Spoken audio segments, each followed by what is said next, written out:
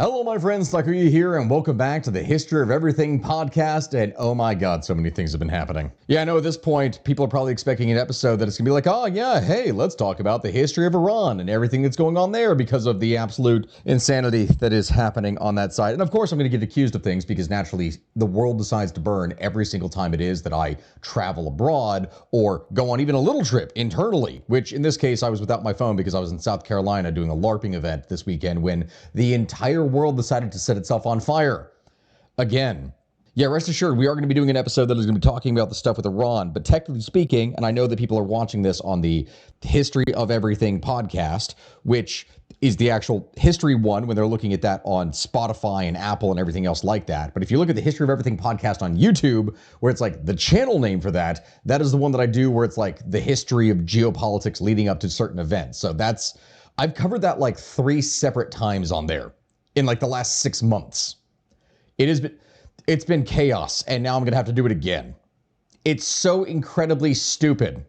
But you know what else is stupid? Robbing a bank. Yeah, at this point, I didn't really know what it is that I was actually supposed to do for the transition going into all this. But yes, my friends, hello. Today's episode is about the first bank robbery in the United States, and it is an incredibly stupid story. I mean, hell, if you look at things nowadays, robbing a bank is probably one of the dumbest things that anyone could do in today's society. Because, you know, with the number of attempted bank robberies that have been committed in history, modern day banking institutions are honestly more like Fort Knox than, you know, an old general store that could easily be robbed. Or, you know, when you have a train that could be boarded and hijacked or something like that. We're talking with technology like die packs, GPS tags, security cameras, literally on every corner that a robber might choose to escape from. It's really hard to rob a bank nowadays and actually get away with it. Like, you could have a robbery, like in the case of what ended up happening here, just like this last year when people tried to rob the Louvre in France. But that didn't exactly pan out very well. But this brings up the question of history. What about before GPS? What about things before security cameras? Before marshals that might already be riding on a train or are in an airplane or something like that? Who was the first guy to ever rob a bank and get away with it in the United States? And how is it that he did it? Well, my friends, that is actually the question that we're going to be answering here today as we discuss America's first bank robbery and how, again, from what it is that I described in the beginning, it is one of the dumbest events in history, actually. And also, Kat, why are you jumping around here? What? You literally just messed up my lighting. Yeah? What do you have to say for yourself? This is Moonbeam, for anyone who is curious. She tends to get involved every single time I'm making an episode, whether I want her to or not. To begin here then, my friends, our setting is in the year 1798, and we are in the exceedingly young country of the United States of America. The Band of 13 Colonies is an experiment at this point with some kind of new philosophy, if you will, or something that is called democracy. And while that is the overall picture, where it is that we're really beginning here for our story is in Philadelphia, of all places. And while, yeah, nowadays the neighborhood of Kensington in it has, arguably a less than stellar reputation, back then, Philadelphia was actually the capital of the entire country, at least for a little while. Simultaneously, at the same time that is going on, yellow fever is ripping through the city in a way that they were absolutely not prepared for. Now, of course, because you, who is probably watching this right now, probably have no idea what exactly yellow fever is today, we're going to describe it real quick because this is a disease that was really, really terrifying and really horrifying, and it ripped through a lot of societies over the course of history. And in colonial America, it was a pretty deadly thing. Yellow fever starts with sudden onset of fever, chills, headaches, back pain, body aches, nausea, vomiting, and fatigue. About 15 to 25% of patients get fatigue that then becomes more severe as the disease progresses, and this is what is referred to as the toxic phase. That is like the first 3 to 6 days. Now, past 6 days, more severe symptoms develop like jaundice, internal bleeding, shock, and even organ failure, which is obviously not something that is fun. Once a patient has gone and entered this toxic phase, they face a 30 to 60% mortality rate. And mind you, when I'm saying those numbers, we're talking about the percentages of the modern day and age. Because, there's actually a vaccination for yellow fever. That is something that you can be treated for. But back then, before any kind of understanding of diseases existed in the way that we have them now, the odds of survival were horrifically low. And so if you got to the toxic phase, you died pretty quick. None of this terrifies you here, Moonbeam. No, you're just here, wanting scratches. Yeah, yeah, I know. You wanted to, thank you for your support in my show. I'm trying so hard right now.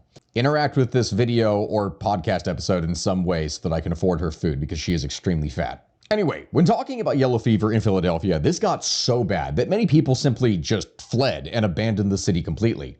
Others couldn't and were forced to stay, but by the time that it actually finished ripping through the entire thing, the yellow fever epidemic in Philadelphia that summer would claim over 1,300 lives.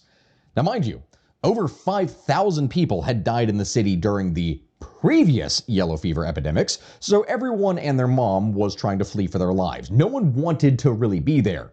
In fact, a full fifth of the population, we're talking 20% of Philadelphia, would die from this disease before it was ever over. Now, one of the citizens, lucky enough to escape what already felt like a rather deadly neighborhood both then and today, was a blacksmith by the name of Patrick Lyon, or Leon, I guess. It's more likely pronounced Lion, considering the Americanization of all of it here. And him, along with his 19-year-old apprentice. Now, they booked passage on a small sailing vessel that left as quickly as they could, but by the time that they had disembarked in Lewiston, Delaware, his apprentice was already becoming sick. Lyon would go and take him to a doctor, yet the young man would still die 2 days later, unfortunately. Now, this would piss off Patrick Lyon considerably, as he'd already lost his wife and his young child to yellow fever, and he didn't want to let it take him down too. That is going to become all a little bit more relevant here in a second, but we're getting a little bit distracted from that. People are probably wondering, why are we talking about this disease when we should be focusing on a robbery?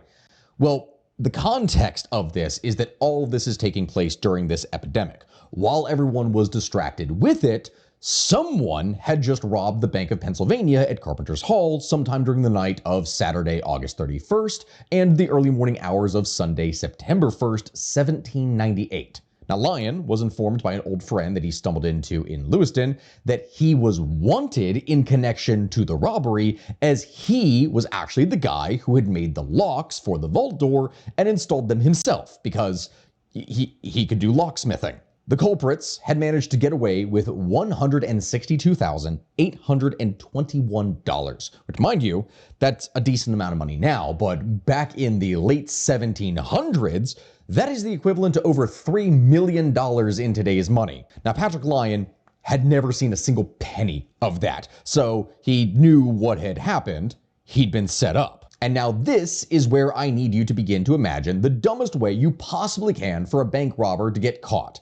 Because when we get to that point of the story, you're not going to believe what actually had happened. So here's how this goes down. Patrick Lyon had been hired a few days earlier to install the new locks on the vault and the vault door in the new building, the Bank of Pennsylvania. This is where they were moving into a new building itself. There was a man who was representing the group who owned the building that was standing there watching the entire time while he installed the locks on the vault door. Now, this man, Isaac Davis, he was a member of the group who owned the building and scrutinized the process intently, which in a way, makes sense, because obviously if you own the building in the first place, you're going to be curious about what is going down and you want to make sure everything is secure. I get that. But if you cut back to Patrick Lyon, who has returned to Pennsylvania in order to try and clear his name, he immediately gets arrested. Now, Lyon, for context in this situation, he had only been in America for about 5 years when the robbery had occurred, and the justice system would show its true colors when the judge who took his case claimed it to be the, and I quote, doings of a Celt. Now, when we're talking about people being racist here back in the day, yes, people really didn't like the Irish. That was a common thing, and so they didn't really make a distinction for that. It was a bit of a problem, along with a lot of the other things that we would see over the course of the next century. Now, the judge was set his bail to the ludicrous sum of over $150,000. Again, not in today's money, we're talking $150,000 then, which is almost as much as what was stolen from the bank. He was thrown in jail for 3 months, during which Patrick Lyon would, as it turns out, contract yellow fever. And from there, he actually almost died. Yeah, Lyon could absolutely not catch a break. Like, the man left the city just to get away from yellow fever, and then he gets sick with it anyways. He goes back to try and clear his name. Now, luckily, he didn't die from it in jail, but still, nobody believed Lyon when he claimed that he had no part in the crime. And the justice system was going to let an innocent man go to prison for the crime, but then Ironically, justice would step in and take the story from historic to hilariously ironic. See, here's that whole thing about Isaac Davis, the guy that I mentioned here before. He was, in fact, if you hadn't guessed by now, the actual perpetrator and mastermind of the crime. Everyone thought Lyon had committed the crime because there was no signs of forced entry, and they assumed that he had just made an extra set of keys for himself while installing them, and came back later to clear out the vault. It turns out it was an inside job. His two co-conspirators were a man whose name has been lost to history, and one by the name of Thomas Cunningham, the night watchman for the Bank of Pennsylvania. He could let them in after the bank was closed. So Davis had watched Lyon install the locks, and he oversaw every part of the process closely, which had made Lyon feel like he was working with someone watching over his shoulder the entire time, and he did think it was odd, but, this was an owner, so it's okay. But what is terrible about all this is that, as it turns out, when Lyon got hired to install the locks for the vault and the vault doors, this was merely hours before he had decided to flee the city to avoid yellow fever. And unfortunately, Davis had watched very closely, in fact closely enough that he was able to make a set of keys that worked in the vault door. But history has an amazing sense of irony. And would you like to guess what happened to the unnamed co-conspirator and Thomas Cunningham, the inside man who worked security for the bank, while they hid out in Philadelphia? That is right. They died of yellow fever. So when this whole thing was being taken advantage of, they themselves were not spared. As for Isaac Davis, the only remaining person involved in the heist, well, he had way too much money on his hands, and he needed to get rid of it because it was going to get him busted. Obviously, no one was going to expect that he should have that much money, so if he just started dropping thousands of dollars all at once, people were going to have some questions. And that is where the story goes from dumb as hell to kind of awesome.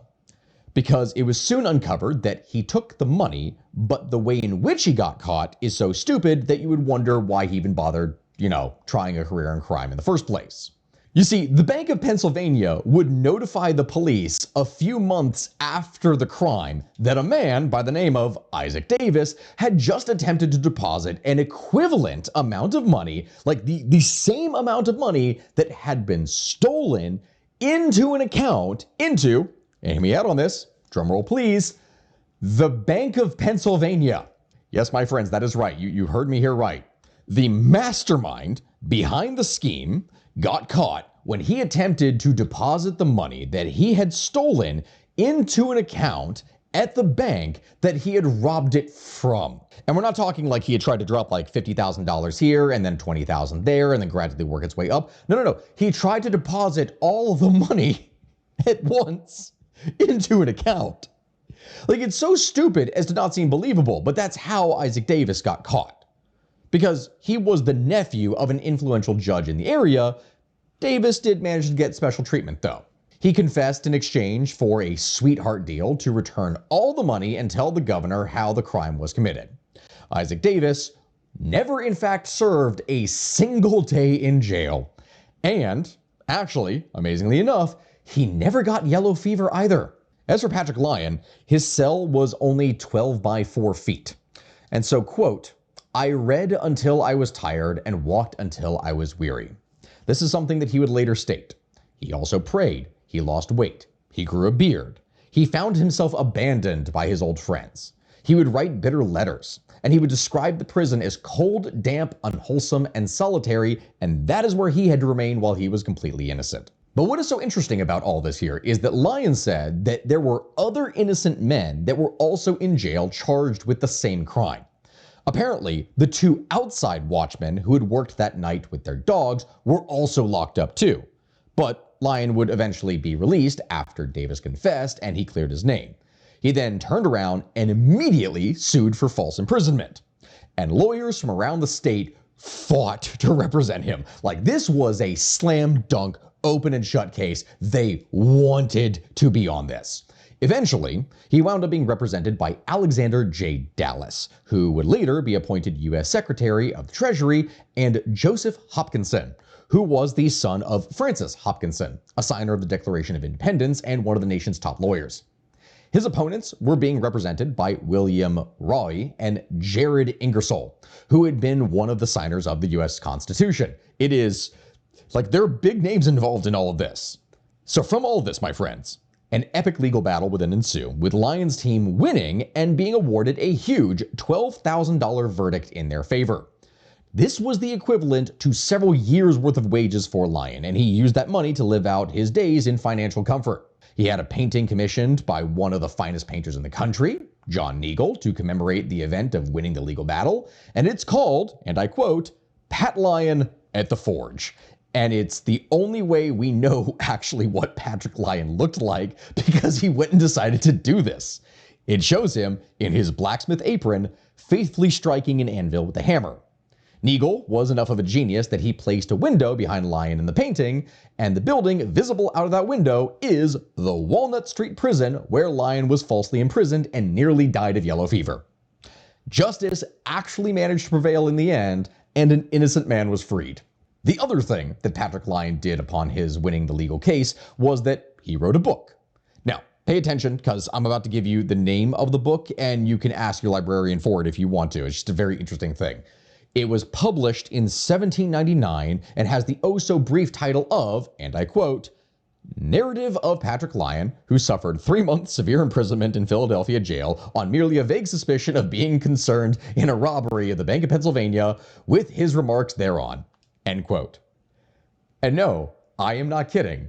That is the actual title of this whole thing. It is freaking ridiculous. And so yeah, that is the end of that. And I know that when it is that I'm doing this here right now, overall today's episode was a rather short one, but I want to let you all know for what it is that we are doing from what we've talked about in previous episodes that we've kind of done some of here before.